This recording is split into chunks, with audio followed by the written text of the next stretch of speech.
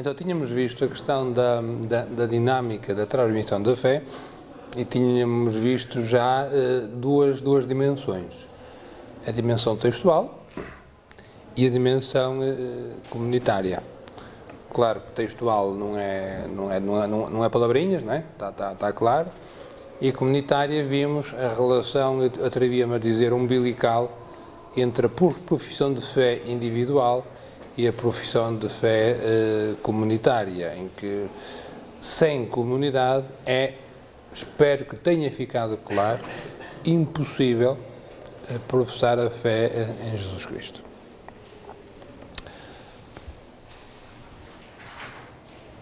Oh, Sara, fecha a porta, por favor, fechas. Continuando, a dimensão pessoal diz-nos que o conhecer, o querer e o saber não se podem articular de forma separada, quer dizer, eu acredito, eu conheço e eu sei, isto é circular, não é? Eu conheço Cristo, acredito nele, creio nele. O que é que começou primeiro e o que é que aconteceu depois? É indiferente. Uma coisa pede a outra. A partir do momento em que eu conheço a pessoa, quero saber mais coisas sobre ela. Quando sei mais coisas sobre ela, acredito nela. Mas porque acredito, quero saber mais. Porque acredito e sei, quero conhecer. Portanto, a dimensão pessoal da fé leva a que estes três verbos se conjuguem de forma circular, né? Um atrás do outro, o conhecer, o querer e o saber. O saber sobre Deus revelado e o conhecer a Deus, no sentido profundo do conhecer pessoal, exige crer nele, ou seja, o saber aquilo que Deus disse e o conhecê-lo, portanto, o conhecer no sentido de não é saber quem eu sou, é conheço, tenho uma relação com a pessoa, por isso conheço-a, para Deus implica acreditar, implica crer. Por isso, Deus, o acreditar em Deus não está no fim de um raciocínio. Por isto, mais aquilo, aquilo outro, portanto, acredito em Deus. Não é assim. Acredito em Deus. Confio nele, entrego-me nele. Por isso, penso em Deus, conheço Deus, desenvolvo liberdade. A relação, conhecer Deus implica sempre um arriscar-se. Arriscar, confiar em Deus. Isto não é fácil, porque hoje, se formos às nossas comunidades, vemos que Deus não está muito bem visto. Vede, por exemplo, não sei como é que é nas vossas comunidades, mas nos ambientes onde eu ando, costuma-se dizer muito, o que é bom ou é pecado ou faz mal. Nunca viste isso? Ou seja, vede a imagem que se tem de Deus. O Deus castiga.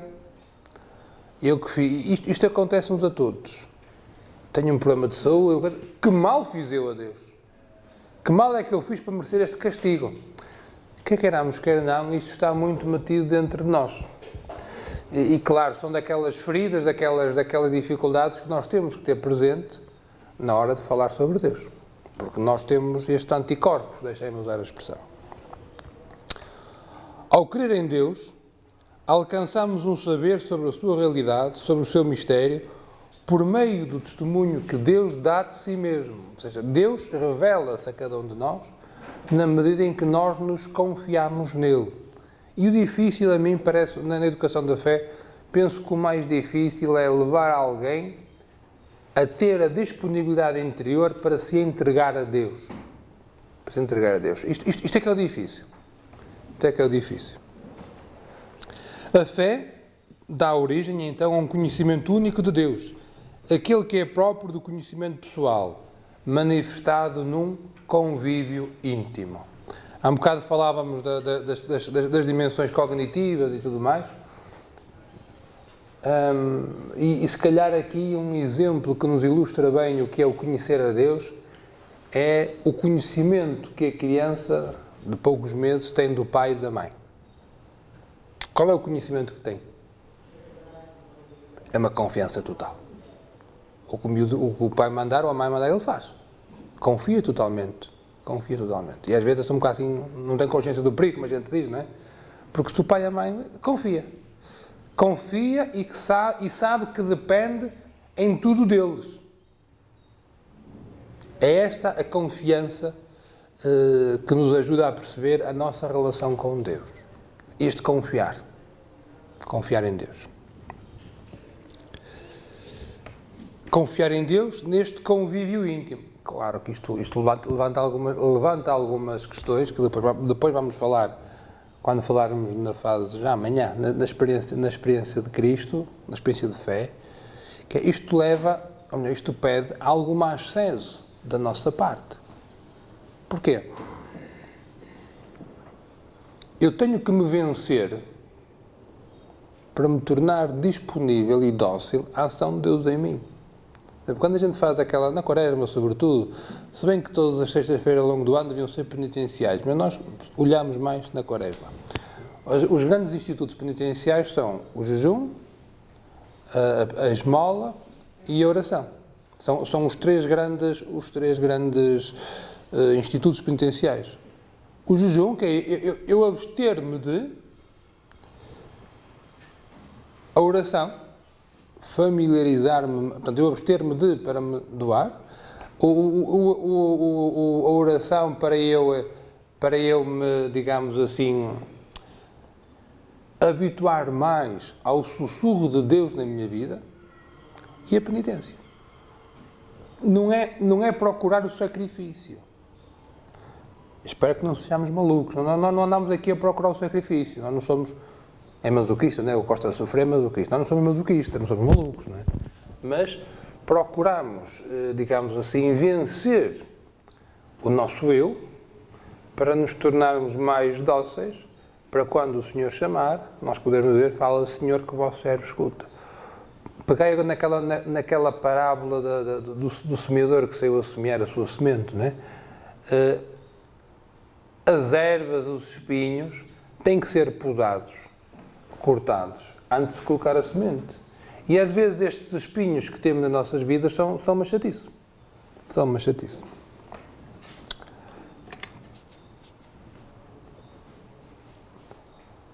Ao caracterizar a fé na sua vertente humana, vemos que ela constitui uma ruptura e ao mesmo tempo um excesso, em relação à absolutização de um saber concebido como domínio ou apropriação técnico-científica da realidade, com base num princípio estrito de verificação da sua veracidade ou falsidade. Este conhecimento de relação, este conhecimento de confiança, é um conhecimento verdadeiro, mas é um conhecimento verdadeiro dito num contexto em que o que é verdade ou falso é aquilo que eu consigo empiricamente verificar, ou então racionalmente construir. A verdade constrói-se, não é? Não é isso que a gente ouve. Vamos construir a verdade, vamos construir o conhecimento. Diz que vamos construir o conhecimento. Ou seja, o conhecimento, a verdade constrói-se. Isso é a cultura dominante. É a cultura dominante. Logo, dificulta um bocadinho a apreensão de uma verdade que não sou eu que a construo, que não depende das minhas forças, mas que me é dada. A verdade de Deus é dom, é recepção. Excede em muito aquilo que são as minhas capacidades e, por isso, as minhas expectativas. Daí que, por vezes, a fé em Deus pode ser recusada porque é uma coisa tão boa que a gente nem acredita.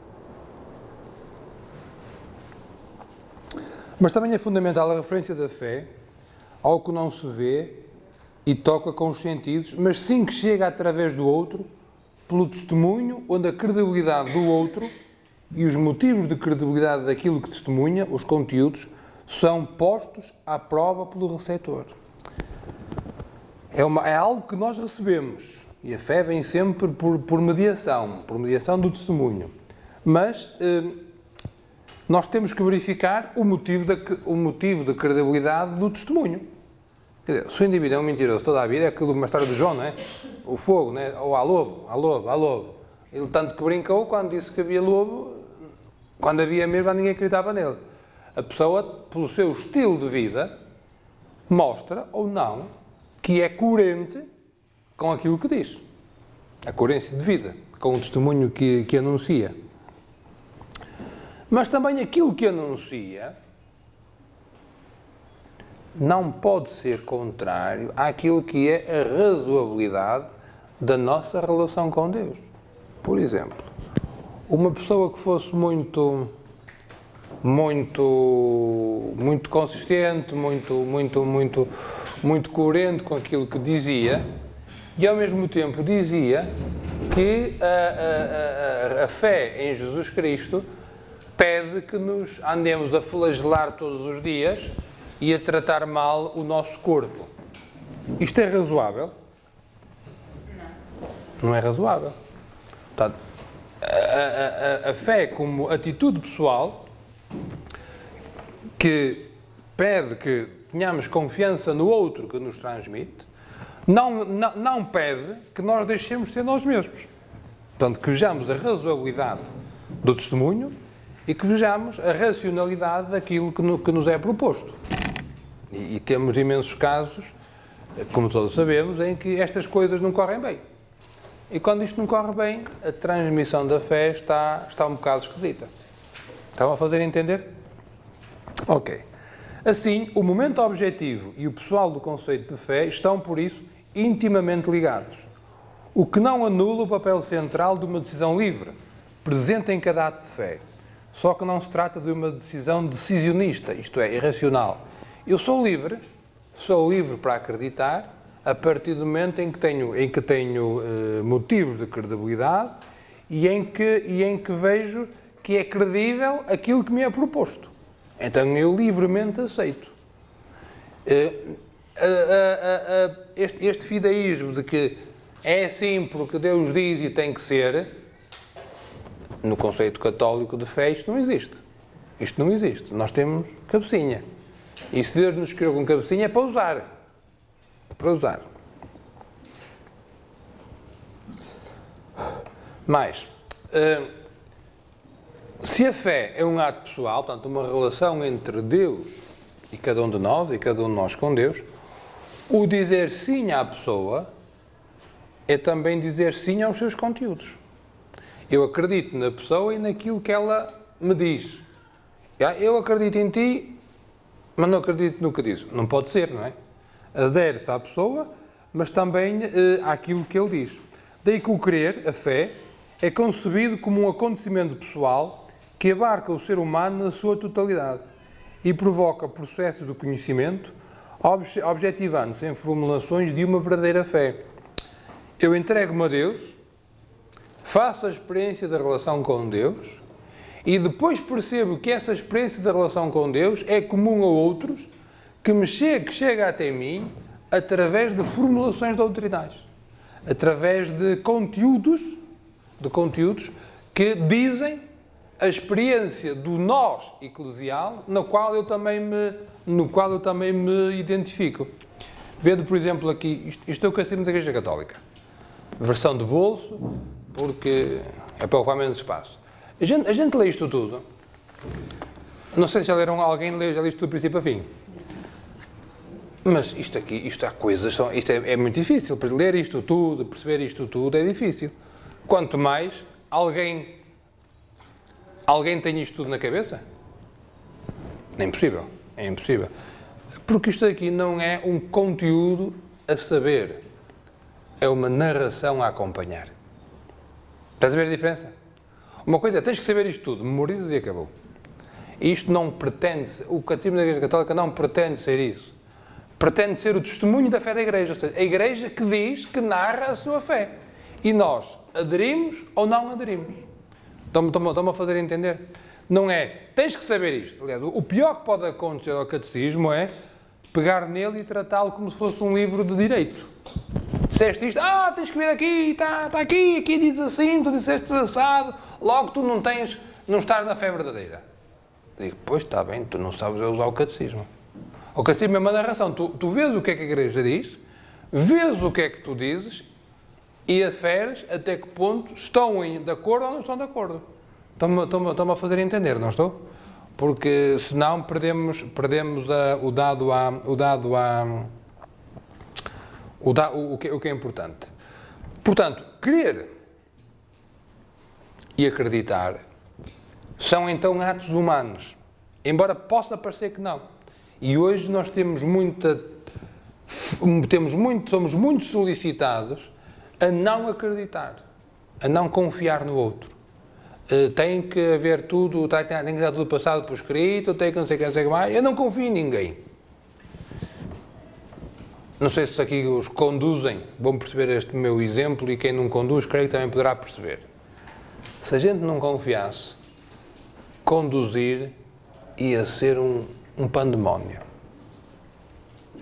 Imaginei o que é, a gente vai numa estrada, vamos na nossa faixa de rodagem, e acreditamos que toda a gente está na sua faixa de rodagem e que não vem outro indivíduo em sentido contrário. Só já antes de cada curva saía fora e a ver se venha alguém para ver que passava. Então, nós confiámos e acabou. Confiámos. Outra coisa simples, a gente vai ao multibanco, marca lá o código e pergunta, saldo da conta. A gente vê aquele número, às vezes até se assusta, contar um bocadinho o que é, mas confia que esse dinheiro está no banco. Alguns se usam um bocado mal isso, mas paciência, mas nós confiamos. No geral, ou seja, confiar é um ato humano. Acreditar é humano. Embora nos possam querer dizer o contrário. Confiar é humano. Querer e acreditar em alguém, querer acreditar que algo é verdade. Na realidade, o uso linguístico cotidiano revela já que estas dimensões se encontram sempre presentes, em todos os graus de certeza ou incertezas típicos da fé humana. Para acreditar ou crer de forma humana, pede-se que seja um ato de adesão de alguém e também de algo, que é verdade. Ou seja, aplicando um modelo especificamente da fé cristã, a fé em que se crê designa o conteúdo da fé, que está dito nos símbolos da fé, nas formas doutrinais. Ao passo que a fé com que se crê é o conjunto das ações do sujeito, através das quais se decide a crer e a manter nesse ato de fé. Digamos assim, a fé tem como que... A fé, na sua dimensão pessoal, tem como que duas faces. A fé em que acredito e a fé com que acredito. A fé em que acredito são os conteúdos. Acredito em Deus Pai, é o credo, acredito. A fé em que acredito. Mas antes da fé em que acredito, é preciso a fé com que acredito. A fé como ato vital, como experiência de vida. Acreditar. Portanto, quando se usa a palavra fé, usa-se a palavra fé em dois sentidos. Fé em que acredito e fé com que acredito. O ato de aderir a alguém e àquilo que ele me revela. Isto é um ato. Acredito. Eu confio. Entrego-me. Dou o assentimento da fé. E ao acreditar na pessoa, recebo também o conteúdo em que acredito. Logo, aquele exemplo do que foi muito fé-conteúdo. Cultivou-se a fé-conteúdo. Mas não se cultivou o conjunto das ações através das quais o sujeito se decide a aceitar. É fé com que acredito. Ia dizer a expressão latina, mas não importa. É o conjunto das ações que faz com que eu adira e me mantenha nesse estado de fé. A liberdade, a confiança, como atitudes, a perseverança, a oração, a prática da caridade, são aqueles atos que me fazem perseverar e que me fazem aderir. Porque a gente pode saber muitas coisas. É fé-conteúdo. Mas se não é precedida e acompanhada por uma fé-adesão, fé com que acredito, está claro, não está? Porque a fé entende-se como uma resposta livre ao outro. O outro aqui é com maiúscula, não é? A fé é a resposta livre a Jesus Cristo, a entrega. Pelo que é uma relação interpessoal, que inclui a proposta e respostas pessoais. É uma relação interpessoal. Como é que diz lá o Bento XVI no Deus é Amor? No início da fé, não está uma doutrina, nem uma ética, mas uma pessoa. que é Jesus Cristo. No início da fé, não está nenhuma doutrina, por muito mais elaborada que esteja, nenhuma ética, ou seja, uma regra comportamental. Está uma pessoa, o encontro com Cristo. Daí que o difícil, melhor, o mais assertivo para a educação da fé, para iniciar a experiência de Cristo, é colocar a pessoa nos locais onde Cristo passa. E por onde é que Cristo passa? Por onde é que Cristo passa hoje de forma privilegiada? Igreja quê? Que sofre. A igreja quê? E na comunidade. Não é igreja, é espaço. Não, é a comunidade. É levá-lo à comunidade, ajudá-lo a perceber que nos que sofrem está Cristo. Isso não é fácil. Nem acontece logo à partida. Perceber que nos que sofre Cristo está ali, já obriga assim a... Já tem que ser um cristão de feijoada. Não pode ser cristão de papas terelac, ok? De facto, nós que estamos mais entrados na fé, percebemos que no que sofre está Cristo por excelência. Mas no início não se percebe isso. É preciso reler e reler muitas vezes o Mateus 25 para aquilo entrar, não é? Para aquilo entrar. A comunidade, dentro da comunidade, os lugares em que a comunidade se diz com mais verdade, a Eucaristia, a oração, tanto atos sacramentos sacramentais, sim.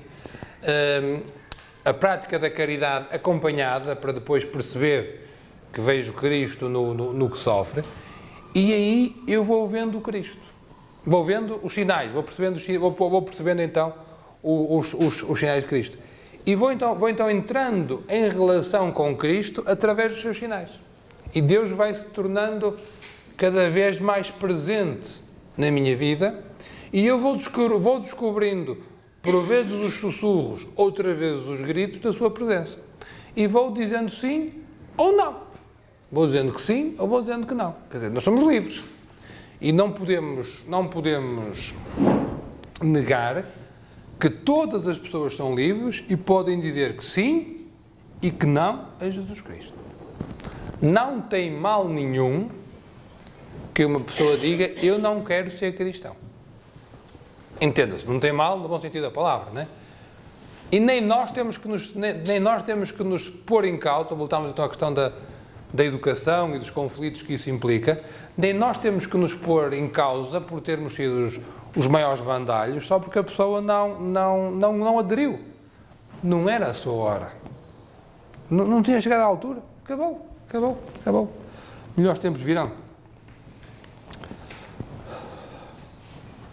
Logo, esta relação marcada pela confiança é aquela que permite uma melhor resposta de fé. Daí que a referência à fé transcendental do ser humano implica que este ser humano, anteriormente, tenha aprendido a acreditar no seu próximo. Aquelas feridas que eu vos falava há um bocado, não é? Há 3 ou 4 atitudes que é preciso cultivar. Aprender a confiar no próximo. Aprender a estar em silêncio. Aprender a gratuidade. A gratuidade. O que é amar de forma gratuita? Quer dizer, não esperar nada em troca. Ama porque ama e acabou. Não é? O que é estar em silêncio? Pensem um bocado na vossa própria experiência. Nós temos facilidade em estar em silêncio. Desde que inventaram os rádios nos carros, foi uma chatice. Percebe, não foi? Pois, mas é que a gente liga a chave, já está ligado, depois esquece de desligar. Sim, é uma questão de disciplina, exatamente. Sim, mas é verdade. Mas reconhece que hoje a tendência é para não haver espaços vazios. Para não haver espaços. O silêncio às vezes torna-se assustador. É terrível. Porque no silêncio encontro-me a mim mesmo. E é uma chatice. Às vezes não gosto de mim. É uma chatice. É. Sim, estamos de acordo, é muito por aí. Contudo,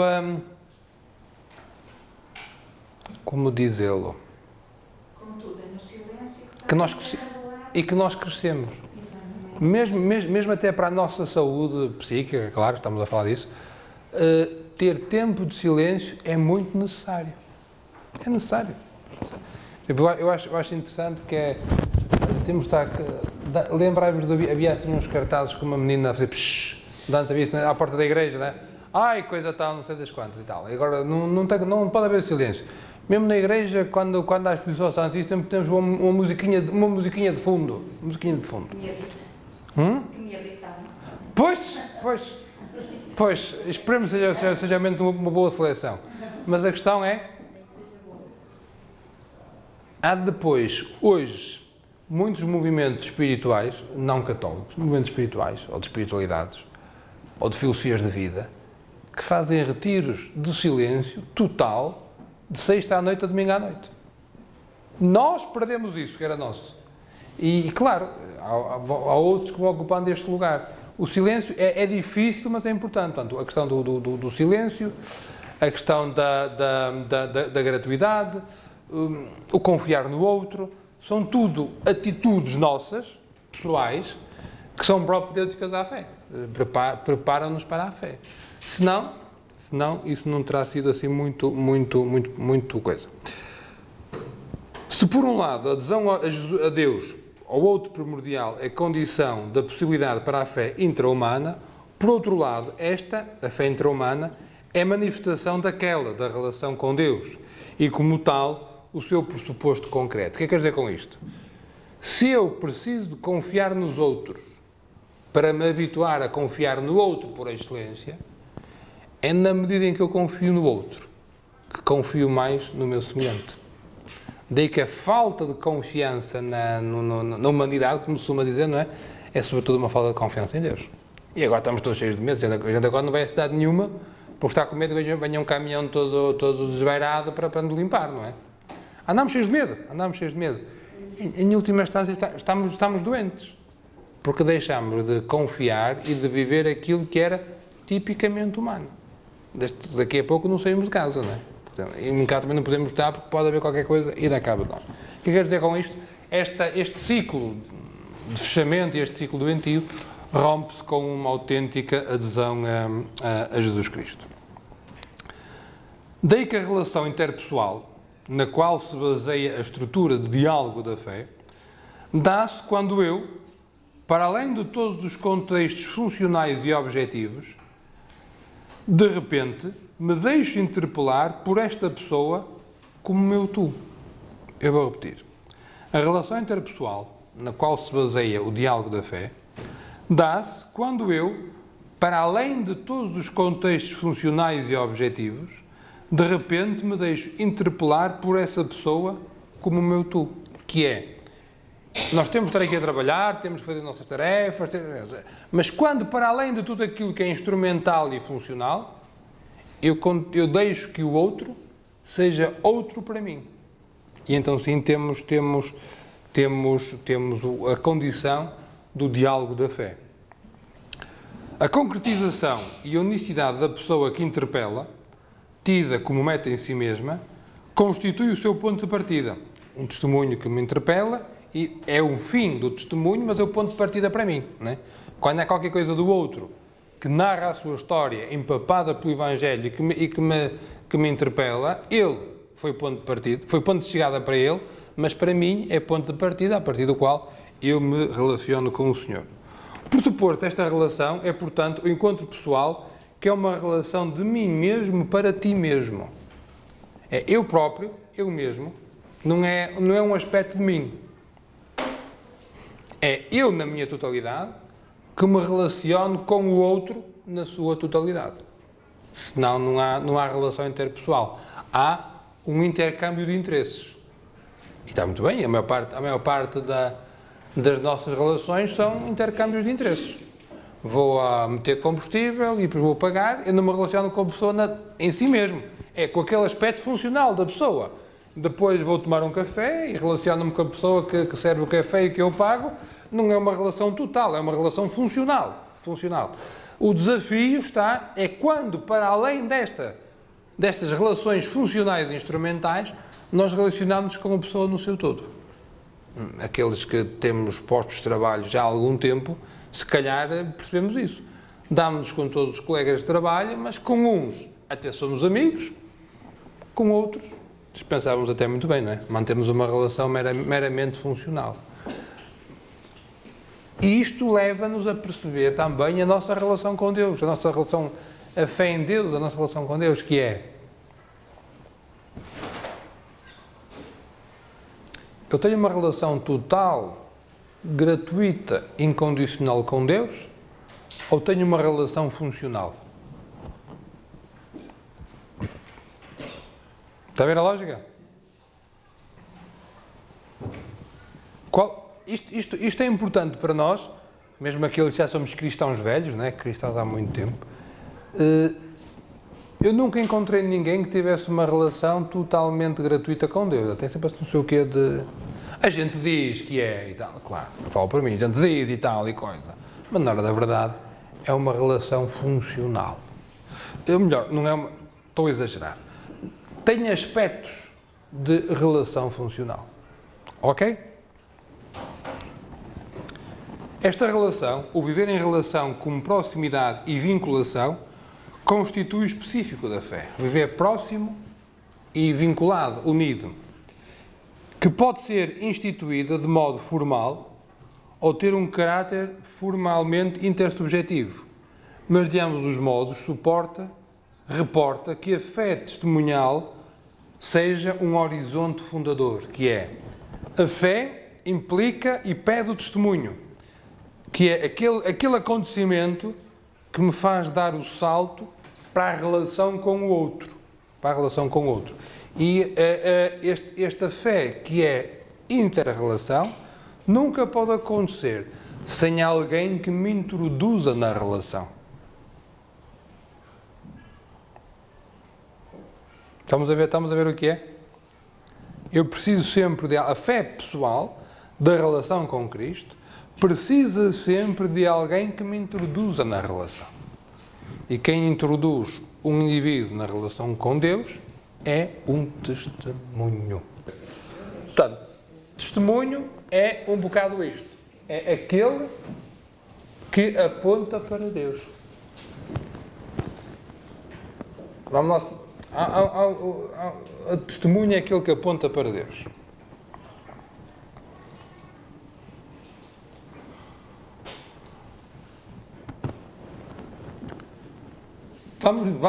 Vamos ter claro duas coisas. Primeiro, o que é testemunho e o que é exemplo. Eu posso dar muito exemplo e não ser testemunho. O exemplo para quem é que aponta? Para a pessoa. Oh, eu faço, eu sou, eu fui capaz, eu. O testemunho aponta para o outro. É preciso que eu diminua e que ele cresça. O testemunho é a narração da ação de Deus na minha vida, de forma que torna evidente o poder de Deus, ou a ação de Deus, ou a essência de Deus. O testemunho é o que eu sou capaz. É evidente que o testemunho tem que ser acompanhado de exemplo. Não é evidente, não é? É evidente. O testemunho não se completa. Sim, completam-se e pressupõem. Completam e pressupõem. Mas um pode ser muito enganador, que é a questão do exemplo. Vou dar exemplo. Tenho que dar um exemplo. Eu, como catequista, vou à missa todos os domingos à paróquia porque tenho que dar exemplo. Para ficar em casa a dormir. Se tu fores à missa à paróquia porque sentes bem, porque é bom, porque isso é importante para ti, seja bem-vindo. Se vens só para dar exemplo, fica em casa. Ou para cumprir o santo preceito dominical. É cumprir o preceito. Eu conheci um sacerdote que dizia uma coisa, às vezes as pessoas ligavam-lhe, era uma paróquia, enfim, e então eu perguntava-lhe: olha, a missa do dia, sobretudo nas vésperas de feriado, dia santo, não é? A missa do dia tanto, às tantas horas, vale para... Ele vale para quarta, vale para quinta, vale para sexta, vale para a vida eterna. Como? Eu queria saber se aquela missa vale. Oh, minha senhora, vale e vale para sempre. Esta lógica do vale não... É evidente que nós precisamos destas regras mínimas. Porque quando não há regras, não há estes desafios a uma certa constância, nós começamos a descarrilar. É evidente, né? Então não vamos cá dizer, a missa ao domingo e o preceito da missa dominical e dias santos de guarda é uma coisa pedagogicamente muito útil. Porque nos ajuda a estarmos focados no que é essencial. Mas não pode ser um fim em si mesmo. É um meio pedagógico, não um fim em si mesmo. E nós mesmo sabemos, quer dizer, quando já não nos apetece ir à missa, tanto faz ir como não ir. Isto já está muito frio. Não é? Enfim, vamos entender. Vamos a ver. Então, implica exemplo. Mas é mais do que exemplo. Tem que ser o narrar a ação de Deus na nossa vida. Tem que mostrar aquilo que é importante para si. O exemplo que eu gosto muito de dar é o Magnificat. Aquilo que nós rezamos a liturgia das horas, rezamos à tarde. Está a ver, Maria, né? A minha alma glorifica o Senhor e o meu espírito se alegra em Deus, meu Salvador. Se fosse eu a construir esse texto, porque não sabes o que é que eu passei. O meu namorado que não acreditava em mim no início, e depois eu tive que andar a fugir lá para o Egito porque queriam matar o rapaz, e depois eu fui incompreendida, ainda aí a gente a olhar para mim de canto e a dizer que, sim, foi o Espírito Santo, foi. Quer dizer, isto era exemplo, o que eu aguentei e o que eu sofri. Mas Maria o que é que faz? Porque o Senhor em mim fez maravilhas. E começa a narrar a ação de Deus na história do povo, de Deus. Não se entra nela, se entra em Deus. Então, a diferença entre o testemunho e o exemplo é: o exemplo se entra em mim, o testemunho se entra em Deus, encaminha para Deus. Ok. Então, o testemunho é, antes de mais, uma forma de revelação. Revela algo de íntimo, não de uma forma meramente informativa, mas, sobretudo, como um compromisso vital entre aquilo que se anuncia e quem o anuncia. Pelo que se deixa para perceber como que, por transparência, a revelação presente e anunciada. Ou seja, aquilo que tu dizes, se o dizes em forma de testemunho, mostras que se concretiza na tua vida, por isso tu dizes e mostras aquilo que estás a anunciar. Daí o... Estão-me a fazer entender? Dá-se o conhecimento. E o conhecimento do testemunho é muito importante. Não pela evidência empírica, mas pela mediação testemunhal, onde o conhecer, bem como o saber, se apoiam no facto de que é razoável crer no testemunho. Que é, eu conheço-te, o que tu dizes é razoável, eu percebo que o que tu me estás a dizer é verdade, embora eu não possa fazer a experiência empírica. Eu não vejo. Como é que é a Carta aos Romanos? Os evangelizadores são aqueles que falam como se vissem o invisível. E mesmo a nível profano, qual é a função da testemunha? Quando se vai a tribunal testemunhar, o que é que se vai fazer? Bem, isso são as más testemunhas, não é? Isso são as más testemunhas. Ou os falsos testemunhos, como também, eu não percebo nada de direito, mas creio que não há testemunhas de defesa e de acusação. Há testemunhas que são arroladas pela defesa e há testemunhas que são arroladas pela acusação. Quer dizer, cada um vai lá dizer o que sabe sobre o assunto. E qual é o objetivo do testemunho? O testemunho é, vamos imaginar o caso de um acidente de carro. Há ali uma coisa para decidir, vamos ter que ver como é que não é, e quem vai ter que decidir não estava lá. Quem vai ter que decidir é o juiz. E o juiz não estava lá, não viu o acidente. A menos ser testemunha de Jeová, não é? Ele não viu o acidente. Qual é a função do testemunho? É dizer de tal maneira o que aconteceu, narrar o que aconteceu, de modo a que quem não estava lá possa ficar com a certeza de como aconteceu e aplicar a lei em conformidade. Isto é a função da testemunha. É a função de testemunha, que depois às vezes não seja assim, isso é outro campeonato, não é? Mas é a função de testemunha. Isto a nível profano. A função da testemunha a nível profana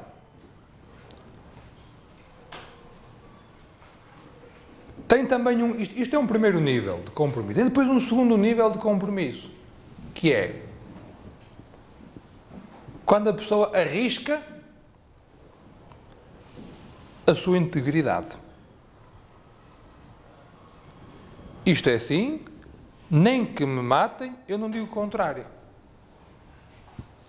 É a sua integridade.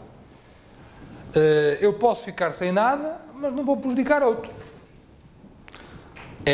Aqui, quando uma pessoa faz isto, percebe que o vínculo à verdade que ele está a dizer é de tal maneira forte que ele não quer, digamos assim, negar-se e prefere perder parte dos seus bens, perder alguma regalia ou por aí adiante. Isto aqui é o testemunho ainda meramente humano, mas já com um nível de compromisso e de responsabilidade e de impactar o outro, causa impacto no outro.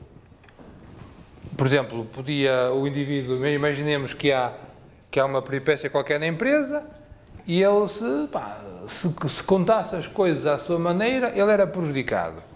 Era beneficiado, peço desculpa. Se contasse as coisas como elas eram, ele era prejudicado. Ele conta as coisas como foram e foi prejudicado. Ora, isto implica já... É mesmo verdade, para ele falar assim, é mesmo verdade isto.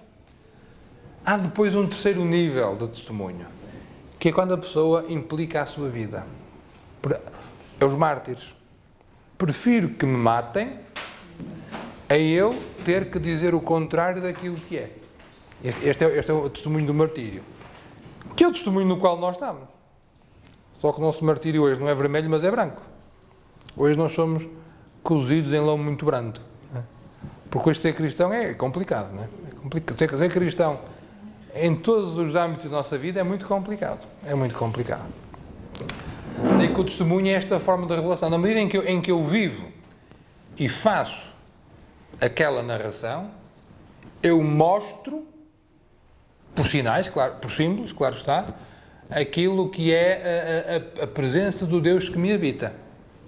Do Deus do qual eu dou testemunho. A fé testemunhal não alcança a sua identidade e a sua tarefa simplesmente com a mera reprodução, mas reproduzindo-nos como mediação de acesso à confidência com o Senhor que, mediante o seguimento deste e o Espírito Santo, o instrui e o edifica como discípulo. O que quer dizer com isto?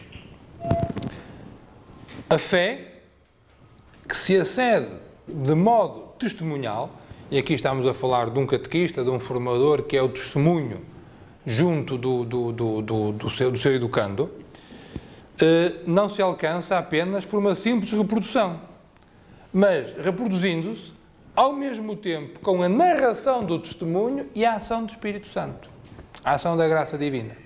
Senão o testemunho do outro nunca surte efeito em nós. Portanto, não basta um bom testemunho. Bom testemunho e tornar-se disponível para a ação da graça de Deus. Claro, também faz falta a graça de Deus, mas essa nunca falha. Deus nunca nos falta com a sua graça. Eu, como destinatário do processo de evangelização, tenho que me tornar dócil à ação do Espírito Santo, à ação da graça divina. Como? Cultivando a interioridade, o silêncio, a oração, a penitência. Estamos a ver, não estamos? Por isso é que no catecumenado o tempo da iluminação era um tempo de penitência. Que ainda vem daí a penitência da Quaresma. É para a gente se tornar mais dócil para o sacramento que vamos celebrar, o batismo, ou aquilo que já celebramos, para renovar as nossas promessas batismais. Então o testemunho é aquilo que pretende a própria existência, aquilo que prende a própria existência na sua profundidade e lhe dá significado perfeito. E neste sentido é profético, porque é uma palavra para o futuro que surge da comunidade e gera seguidores. Aqui é que está o verdadeiro testemunho. É a narração de Deus de forma significativa para quem ouve, que brota da comunidade e gera seguidores. Reparem que estas características todas têm que brotar da comunidade cristã. Não há evangelizadores freelancer. Ninguém evangeliza sozinho. Não há. Isso não existe. Pode haver gurus, líderes, não sei das quantas. Evangelizadores fora da comunidade não existe. Não existe.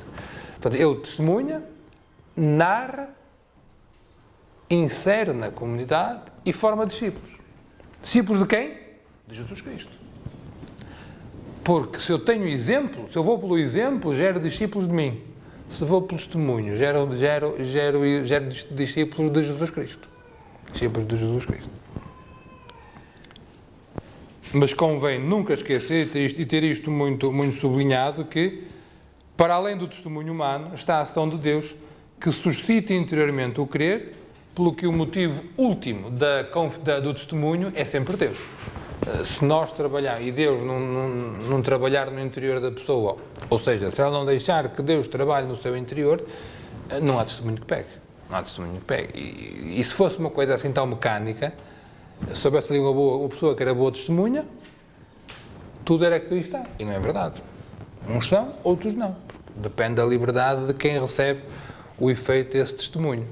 E quando falo em testemunho, eu estou a falar sempre aqui no singular. Mas seria interessante que tivéssemos presente que o testemunho que nos interessa é, sobretudo, o testemunho de comunidades. De facto, eu tenho que ser robusto na fé. Tenho que ser robusto na fé. É um bocado como nós, quando somos adolescentes e começamos a ver os defeitos dos nossos pais, não é? É uma chatice. Lembrámos-nos disso, não é? Quando começamos a ver os defeitos dos nossos pais. Ou integramos aquilo e percebemos que, enfim, nós somos assim. E depois também ou então ficamos uns eternos adolescentes e só vemos defeitos nos pais. E às vezes acontece, podemos ter 60 anos e ser uns eternos adolescentes. Se procurarmos uma fé muito infantilizante, que durante muito tempo foi o que se procurou, dá-se aso ao que a senhora diz, na sua comunidade, peço desculpa, tem toda a razão. Porque é a fé que a Igreja nos dá, mas também a gente olha para a Igreja e só encontra defeitos. Pregamos uma Igreja imaculada, que não existe, e depois verificamos que a Igreja tem coisas muito escuras. E depois perdemos a fé, isso é verdade. É o escândalo, a questão do escândalo. Mas a nossa referência tem que ser sempre Cristo. Deus. Para nós adultos. Mas nós ficamos adolescentes na fé, estas coisas faz-nos... E às vezes também temos que ver uma coisa que é... Isso muitas vezes é para justificar as nossas próprias opções também. Também temos que... não sei, vós não sois párocos, nem nunca fostes, mas eu já fui. Párocos não. Diaconisas? Sim, diaconisas, parece que a coisa está para... Mas como o munus de pároco implica condições para desempenhar, como implica Eucaristia, portanto, diaconisas não podem ser párocos. Mas o que quero dizer com isto?